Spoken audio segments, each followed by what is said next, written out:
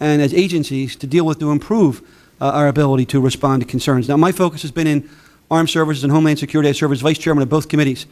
And the people that I mentioned today, Mr. Chairman, each have a story in their own right, and I don't have time to go into them all. I would ask your staff to look at them all.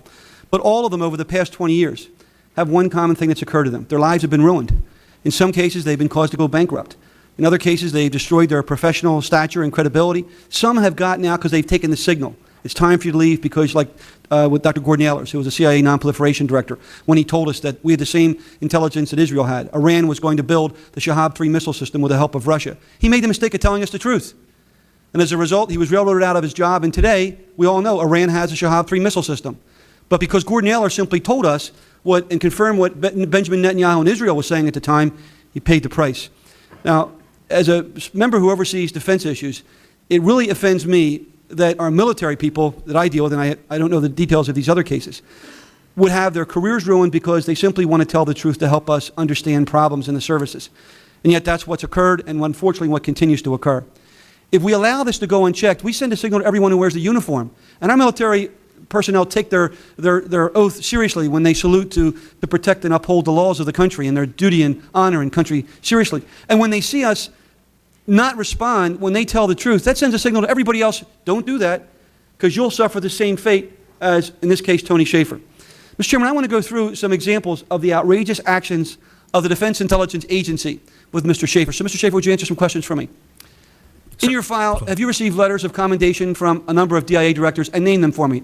Sir, over my 10 years at DIA, I received from Director of DIA, Lieutenant General Pat Hughes, Vice Admiral Tom Wilson, and several of their subordinate officers, to include compliments for my 3 briefings to the Director of Central Intelligence, George Tenet, which I think everybody might note, it's unusual for a junior field officer to brief the Director of Central Intelligence on the operations he's running.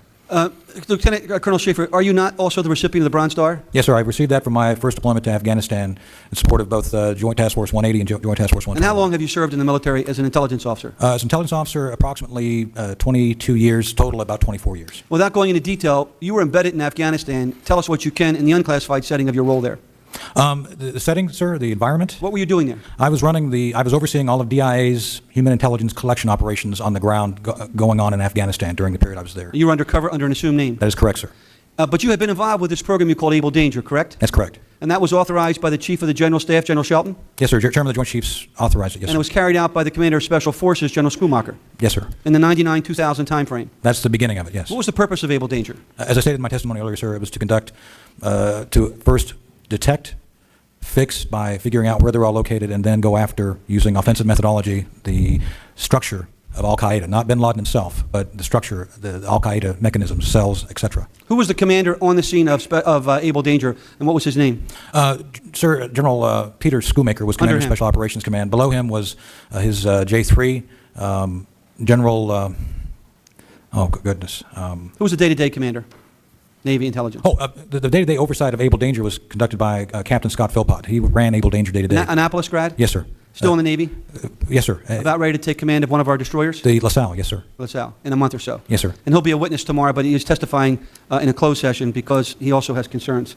What did you find out in your work looking at Al-Qaeda in January of 2000? Well, sir, in January 2000, I took a chart that Special Operations Command requested from the Land Information Warfare Activity, which linked together the global Al-Qaeda structure. Within that chart, I observed, and others subsequent to me did observe as well, Atta, which was one of the primary hijackers of the 9/11 attack. It was that chart which was the basis for the beginning of work of Special Operations Command to look at the global Al-Qaeda infrastructure. Are you aware there are at least 7 other people who testified under oath that they also identified Muhammad Atta, yes, sir, both by name and by face? I'm aware of that fact, yes, sir. In September of 2000, what did you do because you'd been working with FBI on some other top-secret programs? I was actually requested by the FBI to conduct a parallel operation which would have assisted them in going after a European-based terrorist group, which they've been since then eradicated. I won't go into here. We attempted, because of my relationship with the FBI special agents on that project, to broker a transfer of information relating to the Able Danger project from Special Operations Command to WFO, Washington Field Office of the FBI here in Washington. How many times? by my count 3, twice by meetings my all- deputy, once by me. Were the meetings all set up by the FBI? They were set up with the FBI with the WFO office, which oversees the bin Laden investigation. Did those meetings take place? No, they did not. Why not? My understanding is they were canceled by the Special Operations Command legal advisors to the So command. we had information about the Brooklyn cell of Al-Qaeda with Muhammad Atta, and we could not transfer it to the FBI. That's correct. What has Louis Freeh recently said about that information? My recollection of his articles in the open press is that his belief that had we, Able Danger team, been able to provide that information regarding Atta and the other members, ostensible members of the Brooklyn cell, he may well have been able to use the FBI to prevent the 9/11 hijackings. Now, General Shelton has come out and publicly said in a recent article that he actually authorized the creation of Able Danger. Is that correct? December, yes, sir, he did. Now, we all, at least I did, supported the creation of the 9/11 Commission. The 9/11 Commission was supposed to look at the details leading up to 9/11. You were on duty in Afghanistan in October of '03. Tell us about who went through Bagram that you were made aware of. I was made aware of Dr. Philip Zelikow, the chairman, staff director of the 9/11 Commission, and 3 staffers showing up. They put out word. They requested anyone come forward who had information regarding any pre-9/11 intelligence. And you met with them? I was authorized by my chain of command, my Army chain of command, to meet with them and provide them a secret-level briefing on Project But you made a Unanimous mistake. What was your mistake? Well, You didn't call the folks where? I notified DIA upon my return to the United States of my discussion of Able Danger and the related intelligence failures. Were they unhappy? They didn't say it outright, but the way they responded to me after I told them about the disclosure and the fact that that the 9/11 Commission may recall me to testify more was not pleasant. So when you got back, you tried to meet with the 9/11 commissioners because you met with Zelikow, and what did they say? I contacted them twice in January of 2004. First time they said, "We remember you. We will ask you to come in. Just stand by." I didn't hear anything back from them for a week. I call again. The second time they said, "We don't need you to come in now. We found all the information we need on Able Danger," unquote. Now, Colonel Schaefer, in an article that appeared last week, Dr. Zelikow was interviewed, and he was supported in his statement by Senator Bob Kerrey, who was a member of the 9/11 Commission. Have you read that article? I've read it, sir, yes. And in there, Dr. Zelikow said he never met you. What do you say to that? You're under oath right now. Yes, sir. I did meet with him.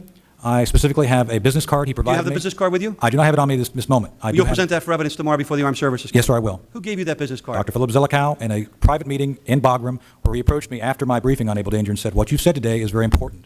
We need to continue this dialogue upon your return to the United States." Yet Dr. Please call me." Zelikow is now saying publicly he never met you. I find it hard to believe, sir, that he could not remember meeting me. When you came back to Washington, your career started to take a turn for the worst. Am I correct? Yes, sir. The allegations which we've talked about today were brought up against me. They pulled your security clearance. Yes, sir. Mr. Chairman, the lengths they went to with this man are unbelievable. Let's talk about the things besides the charge of me. Are you aware of what was told by DOD officials, DIA officials, to Wolf Blitzer and Brian Bennett, both top-rated national reporters? What did they say about you? Mr. Blitzer, during my stint on his show, the situation, actually told me the DIA or someone in DOD had put out information regarding me having an affair with someone on your staff and related allegations that somehow I was not being honest in presenting the information regarding the 9/11. Have you ever had an affair with anyone from my staff, male or female? No, sir, not remotely, any time.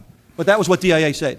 They were alluding to DIA putting this out. Yes, And sir. you also got a letter from DIA in September taking away permanently your security clearance, correct? That was actually came in November after we appealed, but yes, sir, they did. And they said you'd never have access to any classified documentation again. That was the intent, to remove both my top secret and collateral secret clearance, which means Did I you would have receive no a box access. from DIA several weeks later? I received a total of 7 boxes from DIA. What was in those boxes? Not only was there a GPS, government-owned, $400 GPS and related software, there was a total of 5 classified documents which they had not removed. So DIA, after telling you your security clearance was removed, sent you 5 classified documents. According to my understanding, the law is a violation by sending someone classified information via the mail who's not authorized to receive it. Was Yes, there sir. also mail in there from other employees of DIA? There was a year's worth of mail from some unknown employee to include bank statements and a check. Was there federal property in there that did not belong to you they sent to you? As I mentioned, there was a GPS valued over $400. My estimate was about $600 worth of government material, which is well in advance of the $250 I was accused of wrongly acquiring. Were there not also a bag of pens, some U.S. government pens in there? There's a bag of 20 U.S. government pins. And what had they accused you of publicly that you referred to earlier of having taken, and I believe it was when your father worked for one of The our U.S. federal- Embassy. Yes, sir, Your I was father worked for U.S. Embassy. And what did DIA go to the length to accuse you of? Of taking government pens while I was 13 years old to use in high school and give them to my friends. They accused this man of taking government pens when he was 13 years old as a part of their official effort to destroy him. And then they sent him a bag with 20 pens in a box after they removed his security clearance. Skillcraft pens, clearly marked as U.S. Mr. government Chairman, pens. these agencies are out of control. These things would be humorous, except you're talking about a man's life. How close to you were you to having the benefits taken away from you and your kids? Within days, sir. As a matter of fact, we thought the paperwork had already moved forward before Undersecretary of Defense England was able to intercede. Because you did what? What was your crime? Sir, as far as I can tell so far, based on the fact we've been able to refute the allegations against me, is because I spoke up and tried to tell the truth regarding pre-9/11 Told intelligence. the truth. Yes, sir. Mr. And Chairman, with if that, we we'll don't- end on that. we don't take action, we're all in trouble. Thank you, sir. I thank Mr. Weldon for his questions. Thank you for your response.